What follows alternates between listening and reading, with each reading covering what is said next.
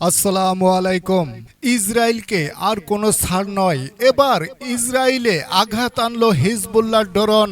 প্রতিদিন বাংলাদেশ সহ আন্তর্জাতিক আপডেট ও নির্ভুল সংবাদ পেতে সঙ্গে থাকুন। এখন বিস্তারিত।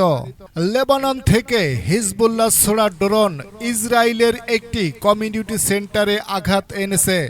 এতে 18 জন আহত হয়েছে। আহতদের মধ্যে একজনের অবস্থা সংকটপন্ন। এছাড়া 2 জনের অবস্থা গুরুতর। বুধবার 17 এপ্রিল ইসরায়েলের উত্তর সীমান্তে আরব আল আরশমনি গ্রামে এই হামলা চালায় হিজবুল্লাহর বাহিনী। স্থায়ী গালিলি মেডিকেল সেন্টারের কর্তৃপক্ষ জানিয়েছে, হামলায় আহত ব্যক্তিদের মধ্যে একজনের অবস্থা সংকটপন্ন আর 2 জনের অবস্থা খুবই গুরুতর। হিজবুল্লাহ জানিয়েছে, ইসরায়েলের সেনাবাহিনীর ব্যবহার করে এমন একটি ভবন লক্ষ্য করে তারা হামলাটি চালিয়েছে।